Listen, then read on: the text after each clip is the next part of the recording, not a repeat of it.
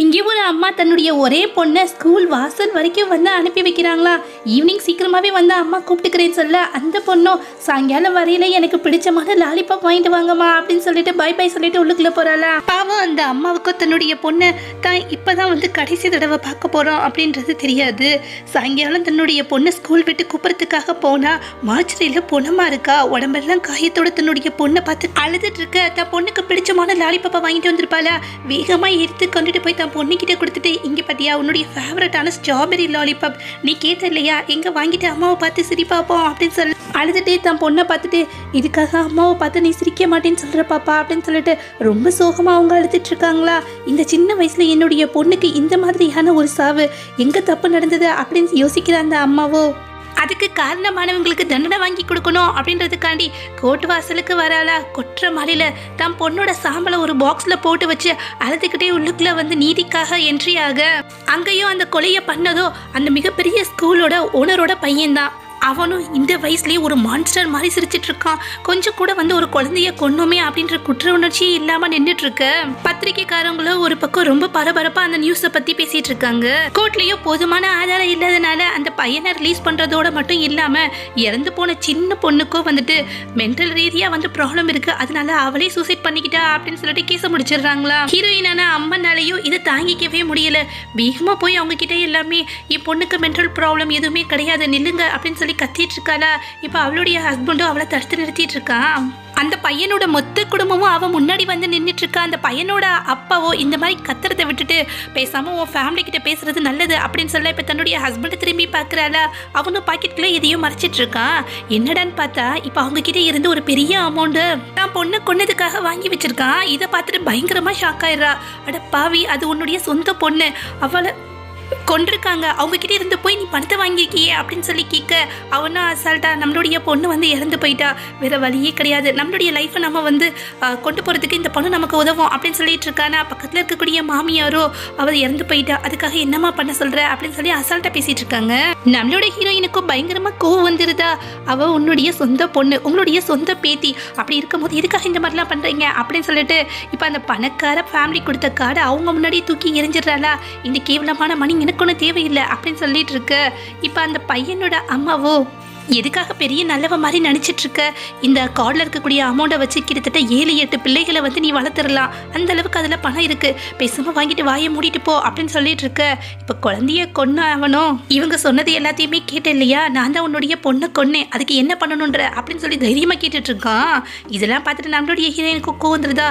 உன்னை கல்லாம விட மாட்டேன்டா அப்படின்னு சொல்லிட்டு அவன் அடிக்கிறதுக்காக போக இப்போ ஹஸ்பண்டை தடுத்து நிறுத்திட்டு இருக்கான். மொத்த பணக்கார குடும்பமும் வெளியில போயிடுதா.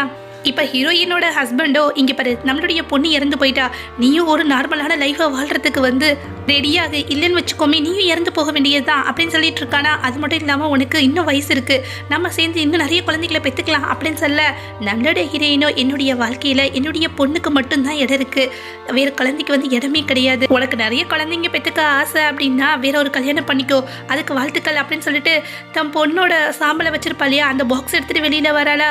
கொற்ற மலையில கால் தவறி கீழே விழுக அந்த பாக்ஸை பாதுகாப்பா தாங்கிட்டே வந்து பிடிச்சு வச்சுக்கிறது. அந்த பணக்கார பையனோட அப்பாவோ வந்துட்டு இதெல்லாம் பார்த்துட்டு எதுவுமே கண்டுக்காம கார்ல ஏறி போயிடுறானா. நம்மளோட ஹீரோயினோ யார் வேணா போகட்டும், உனக்கு அம்மா இருக்கேன், உனக்கான நீதியை நான் வாங்கி கொடுப்பேன் அப்படின்னு சொல்லிட்டு நடு ரோட்ல வந்து ஒரு பெரிய சாட்ல என் பொண்ணுக்கான நீதி வேணும் அப்படின்னு சொல்லி எழுதி முட்டி போட்டு உட்காந்துட்டு இருக்காளா. இதை பார்க்கக்கூடிய அந்த பணக்கார ஃபேமிலியில இருக்கக்கூடிய லேடியோ இவ அவ்வளோ சீக்கிரத்துல விட மாட்டா போல இருக்கே, என்னங்க பண்றது அப்படின்னு சொல்லி ஹஸ்பண்ட் கிட்ட கேட்டுட்டு இருக்காளா. அவனோ கவலைப்படாத, இதை நான் பார்த்துக்கிறேன் அப்படின்னு சொல்லிட்டு அதுக்கு ஒரு தனியாக ரூட் போட்டுட்டு இருக்கான். நம்மளோட ஹீரோயினோ வந்து நீதி கேட்டு நடு ரோட்ல உட்காந்துட்டு இருக்க.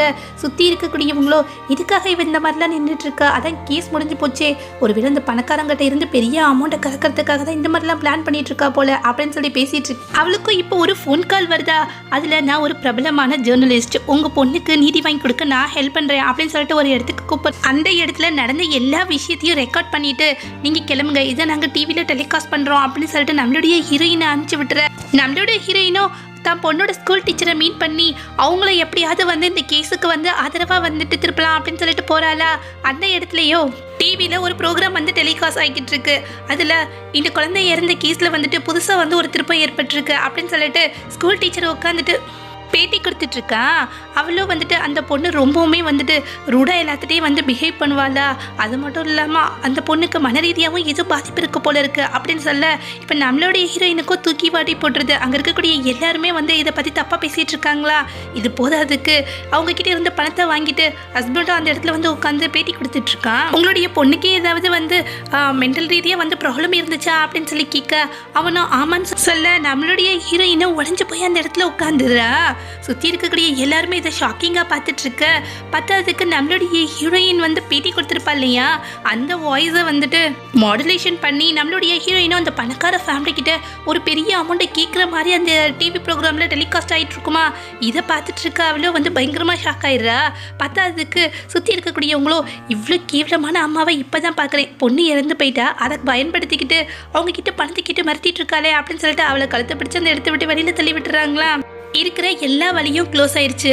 பத்தாவதுக்கு தன்னுடைய ஹஸ்பண்டே வந்து பொண்ணுக்கு எதிராக வந்து இந்த மாதிரியெல்லாம் செயல்பட தன்னுடைய பொண்ணுக்கு நீதி கிடைக்காது அப்படின்ற சோகத்தில் வந்து சூசைட் பண்ணிக்கிறதுக்காக போகிறாளா.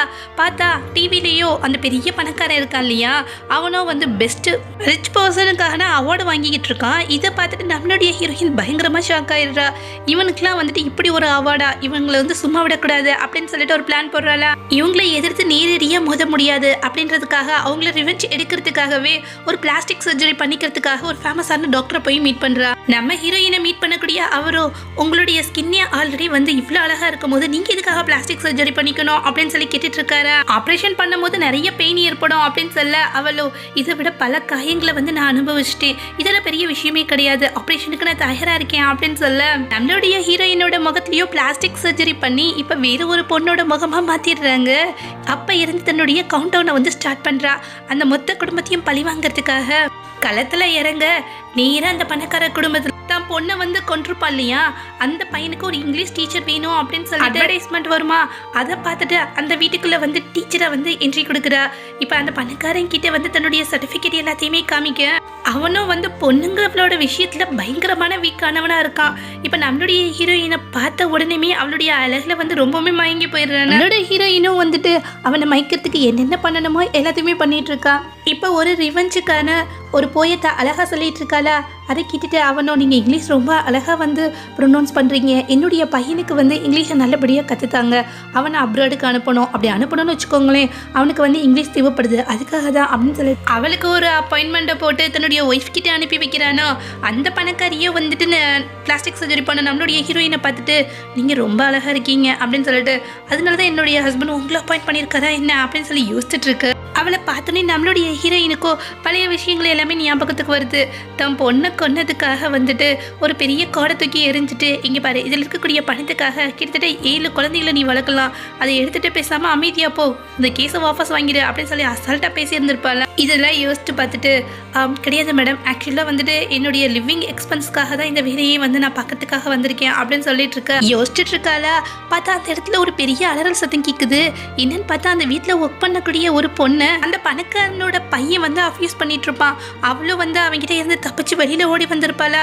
இதை பார்த்துட்டு ஒரு நல்ல அம்மாவா இருந்தா பையனை சத்தம் போடணும், அதை விட்டுட்டு அவளோ அந்த வேலைக்கார பொண்ணை ஓங்கி கண்ணத்துலயே அரைஞ்சிட்டு வேணும்னே என் பையனை வந்து மயக்கத்துக்காக கிட்டக்க போயிட்டு கத்தவா செய்கிற, வெளியில போய் முட்டி போட்டு உட்காரு அப்படின்னு சொல்லிட்டு வெளியில அனுப்பிச்சு விட்டுறாளா. நம்மளோட ஹீரோயினும் இதை பார்த்துட்டு பயங்கரமா ஆடி போய் நின்றுட்டு இருக்கான். அந்த பணக்காரியும் தன் பையனோட ட்ரெஸ் எல்லாம் சரி பண்ணிட்டு சரிடா செல்லும், இதை பத்தியா இவங்க தான் வந்துட்டு உங்க அப்பா வந்து இங்கிலீஷ் டீச்சர், அதனால இவங்க கிட்ட வந்து ஒழுங்கா படத்தை கத்துக்கோ அப்படின்னு சொல்ல அவனும் நம்மளுடைய ஹீரோயின் தான் இறங்க பார்த்துட்டு இருக்கான். அப்பாவுக்கு தப்பாக பிறந்த பொண்ணை கொண்டு அந்த பையனை பழி வாங்கறதுக்காக அந்த வீட்டுக்குள்ள என்ட்ரியா இருக்க நம்மளுடைய ஹீரோயின். அடுத்து என்ன நடந்தது அப்படின்றத நெக்ஸ்ட் பார்ட்ல பார்க்கலாம்.